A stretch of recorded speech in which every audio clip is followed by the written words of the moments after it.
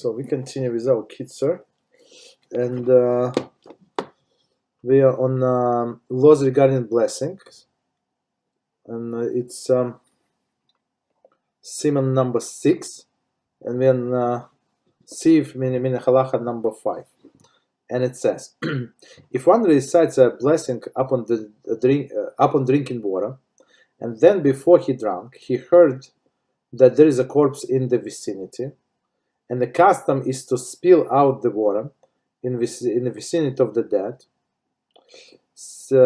as set out in Siman 194. 1 second, okay. Due to the danger associated with drinking the water, nevertheless, so let's stop here. So let's try to understand what it says. So I think there we're going to say it's that once a person dies, so all of the open container of liquids, I'm not sure it's only water or not, I don't remember what it says exactly there, but for sure water, it contains maybe not all of the water, but some liquids, I think the 5 liquids, that they can accept spiritual impurity, right? And water is one of them. So basically he wants to drink this water. So I mean we're going to get to it. So he wants to drink this water, and here he already said the blessing, and now it is a danger for him to drink it. Okay. Says, nevertheless, since he already recited the blessing, he should drink a little of water, so that the blessing should not not to be in vain. So it's very important, as we learned last time, not to recite in vain blessings. In this case, he should not worry about the danger. For one who obeys a commandment will know no evil. It says in Halachos 8:5. So basically, he does the mitzvah, right, to say the blessing and to drink water or eat or drink whatever right after the blessing. So Torah says that he is not going to get into harm, but as we're going to explain, small sip is enough. Okay, so wait a minute. So how far, like, is the rule for this? Like, what's the rule? Like, how far is too close that I have, think if there's a corpse, or is it like something like, okay, so I'm not allowed to drink water at a cemetery, right? I guess.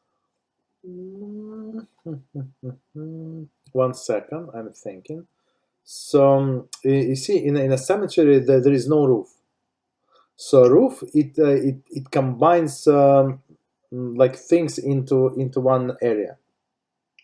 Right. So in drinking water inside somewhere, and he heard that there's a dead body. Yeah, in this house. Oh, okay. Okay. It's some. Okay. So, but if there is separation, so we're going to learn it's down the road about these impurities. So, but basically, if there is a legal separation, so it would be considered like a different area. So, but about the question that you asked, so there is if you stand like in the middle of the road, right, and it would be like I would say like this 8 feet to the graves, to the graves, there is no problem, so you can drink water. Okay, so there, but this and plus all of this dead body there in the ground. That's also makes a difference. But here is somebody just died, so it's a special impurity. Okay, but I think it's only about water or liquids. That's what I think, because in some cases you're allowed to eat even in front of the dead person. You're allowed to? Yeah. Okay, since you asked, I want to tell the story that we learn in Gemara. So it says, there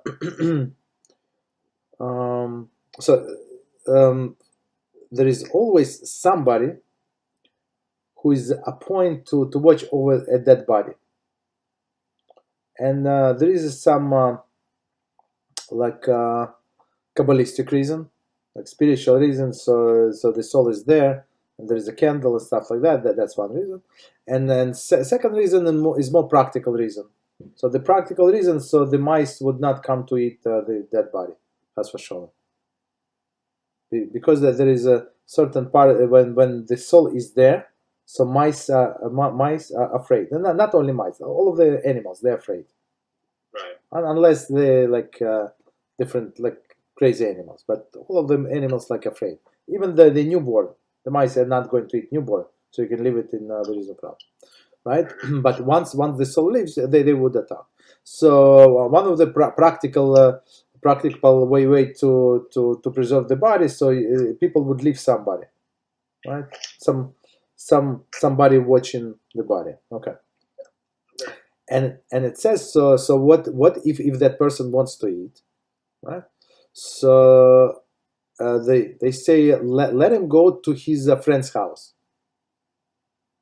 And it says so if he cannot go to his no, they say go, let him go to his house to eat. And the Gemara says what it is too far. So okay, they say okay, go to your friend's house. And if it's too far and the friend is not there, it's stuff like that. Okay, so he cannot go. So they say okay, so let him turn his back to the dead body and eat. And the Gemara asks, what do you mean? But let him go outside. Let him go outside of this house and eat. What is the problem?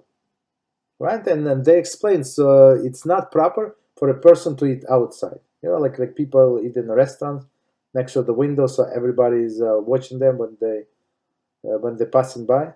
So that's what Gemara said not to do.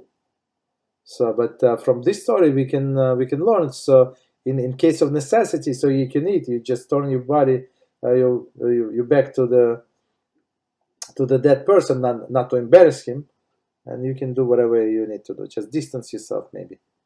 And that's it. Okay, that's the story. Okay, continue. So we said, okay, so the last sentence says, and after he has drunk a little of water, he should spill the rest. Okay, which makes sense. So we said, since there is a potential danger with this water, and to recite the Brocha, you need the minimum amount, whatever is it, even the tiniest sip. You need to say Brocha, even the tiniest crumb or whatever you want to eat, you still need to recite the Brocha. There is no minimum amount. Okay, so he basically his blessing did not go in vain.